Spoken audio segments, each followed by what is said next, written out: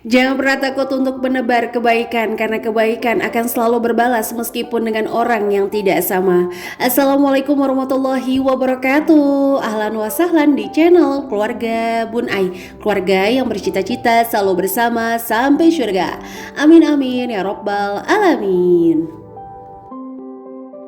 Apa kabar tim gajian tanggal 25? Mau mengingatkan saja hari ini sudah masuk ke tanggal 23. Wow.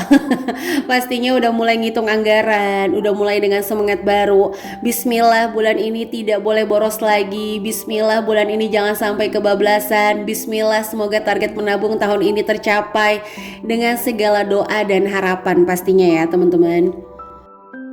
Tetaplah semangat untuk memupuk harapan meskipun sesekali kesempatan hilang dari jangkauan, tapi jangan sampai membuat kita menjadi orang yang gagal terus-terusan. Nah untuk hari ini Bun Ai mau sharing bagaimana hipnoterapi menabung sukses sekali lagi versi ibu rumah tangga, yang dimana Bun Ai terbuka sekali kalau misalnya ada yang mau nambahin lagi di bawah di kolom komentar. Bun Ai harusnya menabung tuh seperti ini. Wah itu senang banget sih. Mudah-mudahan video Bun Ai ya bisa menjadi amal jariah kita bersama-sama. Sehingga nih teman-teman kita yang di luar sana udah mulai kayak galau, aku nggak bisa nabung, aku selalu gagal, selalu banyak pengeluaran dadakan, itu bisa semangat lagi. Dan mudah-mudahan nih dari secercah, aduh belibet lagi ya secercah semangatnya mereka, kita mendapatkan kesempatan untuk mendapatkan jariah bersama-sama. Dan di video kali ini Bunda juga mengucapkan mohon maaf ya kalau suara Bunda itu masih bindeng banget, jadi mungkin agak sedikit mengganggu telinga teman-teman nih. Semoga apa yang Bunda sampaikan tetap bisa diterima dengan baik. Oke, jadi langsung aja yuk kita masuk ke hipnoterapi menabung sukses ala ibu rumah tangga. Tulisannya udah bener belum? Kalau salah boleh benerin ya di kolom komentar. Mohon maaf lah ya, namanya juga biasa jadi Kang Ojek rating 5 kita ya. Oke, jadi lanjut. Yang pertama adalah menganggap selalu menabung adalah tujuan. Nah, Bunda suka mau nanya nih sama orang-orang yang selalu nganggap dirinya gagal dalam menabung. Ingat ya, yang bikin challenge menabung itu kamu. Yang menentukan metode menabungnya itu kamu. Yang menentukan tantangan tercapainya juga kamu. Terus yang bilang gagal juga kamu. Ini siapa yang nilai sampai bilang bahwa tantangan menabung kamu itu gagal, teman-teman? Coba deh kita refleksi dulu, bermuhasabah, bermeditasi, coba meyakinkan bahwa kok siapa yang bilang gagal ya, saya sendiri. Yang nentuin saya mau nabung 10 juta, 20 juta, 50 juta juga saya sendiri. Jadi itu kan sebenarnya adalah tantangan dibuat sendiri, kegagalan diakui sendiri. Kalau udah terus-terusan mengakui aku gagal nabung, aku selalu kebablasan, aku emang gak bisa, itu secara alam bawah sadar akan masuk sehingga merekam dengan baik. Ketika baru aja ada satu ujian, baru aja ada satu hambatan, kita tuh langsung kayak memanggil memori kegagalan-kegagalan yang kemarin. Terus kita bakal bilang, tuh kan emang aku gak bisa, tuh kan emang aku selalu gagal. Nah ini nih poin yang harus dirubah dulu teman-teman. Kalau menurut Bun Ai pribadi sebagai ibu rumah tangga ya, yaitu adalah menabung jangan dijadikan tujuan. Ingat ya, kita itu menabung sebenarnya untuk kita habiskan loh, untuk membeli properti misalnya, untuk membeli mobil, untuk ibadah, untuk pendidikan. Jadi sebenarnya yang kita kumpulin ini kan bakal kita keluarin, bakal kita tukarkan untuk impian kita. Jadi menabung yang kita tumpuk-tumpuk itu kayak ini dong ya, harta korun ya, ditumpuk-tumpuk. Apa setrikaan seminggu ditumpuk teman-teman. Ada yang tim mager setrika. Nah boleh ya tulis-tulis di kolom komentar. Siapa tahu ya kita satu server ya, senengnya nyuci aja, nyetrika mah nanti-nanti. Tapi jangan sampai ditumpuk banget ya teman-teman. Kadang-kadang kalau udah reunian mereka tuh susah bubar ya setrikaan. Oke, balik lagi ya teman-teman. Jadi menabung itu selalu kita jadiin jembatan. Karena sebenarnya kita melakukan menabung ini bukan buat kita cintai, tapi kita untuk menukarkan dengan impian kita. Jadi tujuan kita itu bukan di nabungnya, tapi di impian kita. Nah itu yang pertama ya. Jadi menabung itu jadikanlah sebuah jembatan. Ketika misalnya kita udah ngumpulin sekian juta, terus ada hambatan, jembatannya itu cuma oleng sedikit. Jangan kita hancurin impian kita di ujung sana, tapi kita coba tambal nih jembatannya. Atau kita pelajari kira-kira yang membuat jembatan ini jauh lebih kokoh tuh gimana caranya.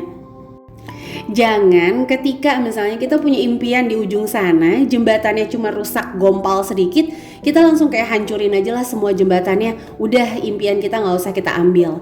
Nah kayak gitu ya teman-teman. Balik lagi, makanya Bunda selalu bilang di video-video Bun Ai, jangan pernah mengatakan usaha tidak akan mengkhianati hasil. Iya bener banget sih, ibaratnya yang usaha aja belum tentu berhasil, apalagi yang nggak usaha ya kan. Tapi balik lagi, ada orang-orang yang Allah kasih privilege kelebihan tanpa usaha dia emang udah jadi berhasil. Contoh misalnya anak-anak konglomerat, anak-anak artis yang emang udah punya baru lahir followernya banyak, endorsement masuk. Tapi kan balik lagi, dalam satu generasi yakin Bun Ai pasti ada yang babak belur untuk menyelamatkan generasi-generasi berikutnya. Nah mungkin saat ini tuh kita kayak ngerasa babak belur dan kita kayak ngerasa kok belum dapat apa-apa. Kita berharap nih sama Allah, dengan kita babak belur, generasi kita selanjutnya mudah-mudahan ya akan jauh lebih mudah untuk berbuat kebaikan. Aduh, udah selesai Ramadan, udah selesai Muharram, masih aja kultum nih keluarga Bun Ai ya. Jangan bosan ya teman-teman, bercanda kok ini ya, cuma sekedar sharing aja. Oke, jadi langsung aja Bun Ai analogikan dengan gambar Bun Ai yang sangat-sangat mewah ini ya. Apanya yang mewah, Bun Ai cuma di garis-garis doang, kamu mah kreatif dikit dong Bun Ai.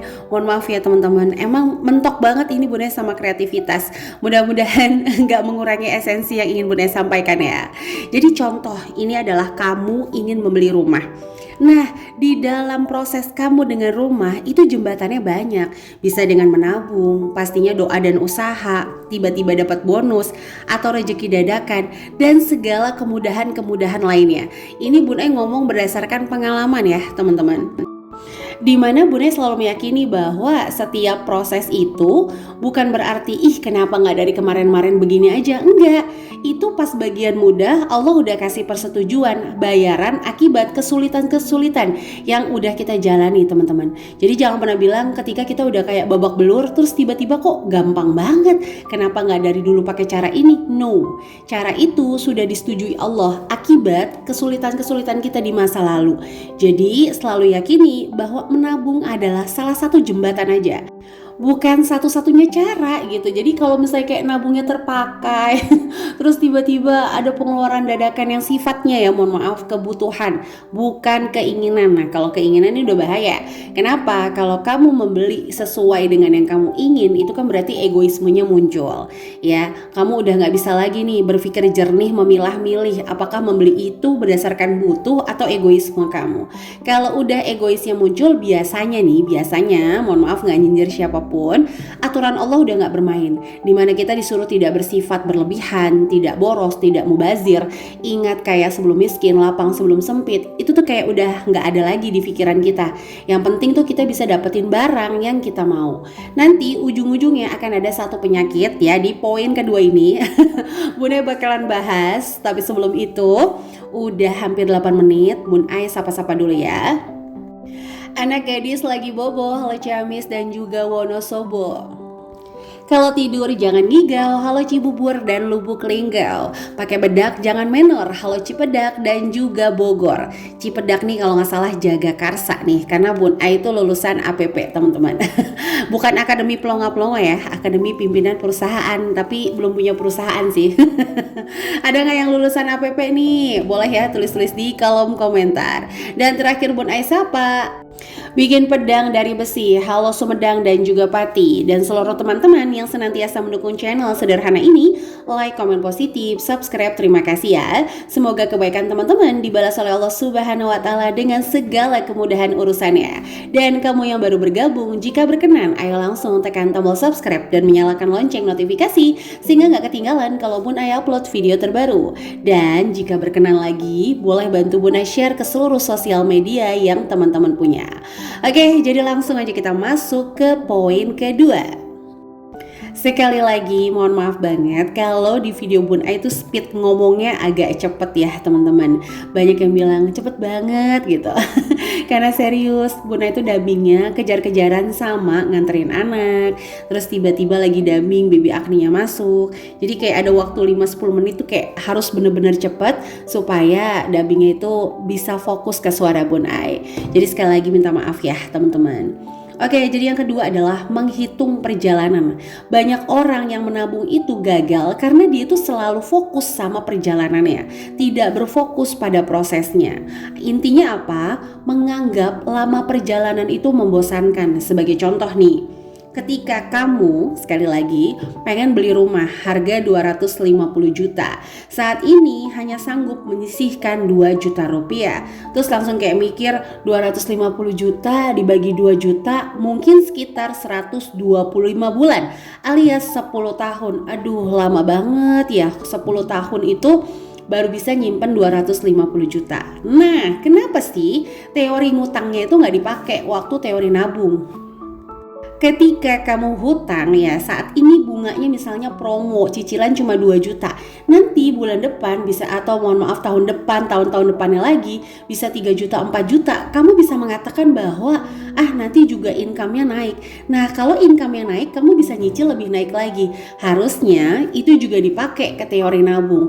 Dimana saat ini cuma bisa menyisihkan 2 juta. Nanti saat income saya naik, saya akan menyisihkan jauh lebih banyak lagi. Nah, itu yang menurut Bun Ai itu agak-agak nggak adil ya, mohon maaf banget. Ujung-ujungnya banyak, kalau kata guru Bun Ai ini, kena penyakit istiqba. Jadi kecepet-cepet pengen terlihat kaya, teman-teman. Jadi pengen cepet-cepet terlihat impiannya semuanya tercapai.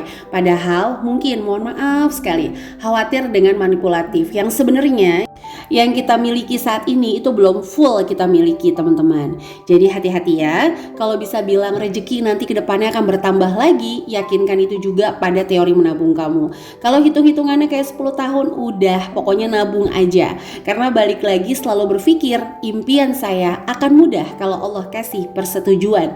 Dan menabung adalah cara saya caper sama Allah, meyakinkan bahwa apa yang saya impikan itu memang benar-benar maksimal saya perjuangkan, dengan pastinya mengikuti aturan-aturan yang sudah Allah tentukan. Amin. Aduh, mohon maaf banget kalau kultum terus di video ini. Gak ada niat kultum loh teman-teman, karena emang Bunda gak bisa kultum sebenarnya. Oke, jadi lanjut. Yang poin terakhir adalah selalu menganggap menabung pangkal kaya. Padahal udah jelas ya, kalau menurut Bunda pribadi, kaya itu adalah orang yang paling sedikit kebutuhannya. Oke, lanjut di 2,5 menit terakhir. Mudah-mudahan esensi dari video ini bisa membangkitkan semangat teman-teman untuk menabung lebih proporsional lagi, lebih realistis lagi, lebih damai, lebih tenang lagi ya teman-teman. Nah, jadi menabung adalah membangun kebiasaan, bukan kekayaan. Itu yang selalu Bunda bilang. Kalau kita fokusnya menabung membangun kekayaan, khawatirnya kita akan menjadi serakah dan akan menjadi egois. Dimana tabungan kita ini gak boleh goyang sama sekali, karena kita merasa kalau tabungan keluar, kekayaan kita berkurang. Ya, kalau ngomongin kaya sebenarnya tuh banyak banget caranya ya. Bisa dengan curang, tuh tiba-tiba dapat warisan, kan juga tiba-tiba ujung-ujungnya kaya gitu ya. Nah, balik lagi, menabung itu adalah membangun kebiasaan di mana diri ini tidak dijajah gitu. Dijajah oleh keinginan luhur lagi ya. Bahasanya keluarga Bun Ai nih. Jadi tidak dijajah oleh keinginan yang sifatnya dadakan dan muncul penyesalan.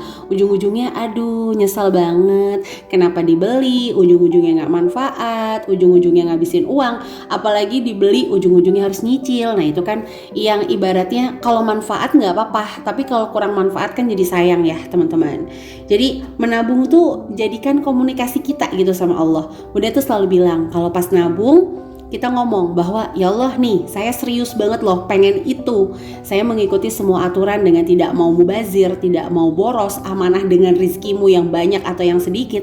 Tolong ya, tolong banget ya, mudah-mudahan segera Allah kasih persetujuan. Amin.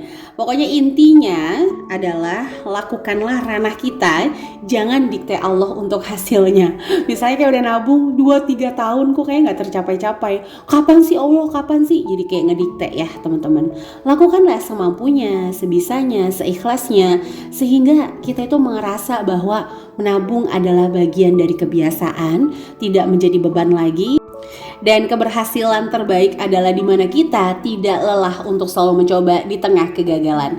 Oke, jadi itu aja yang bisa Bunda sharing untuk hari ini. Mudah-mudahan ada inspirasi yang bisa diambil. Sekali lagi mohon maaf kalau banyak kata-kata yang belibet atau salah. Sampai jumpa lagi di keluarga Bunda yang lain ya. Wassalamualaikum warahmatullahi wabarakatuh.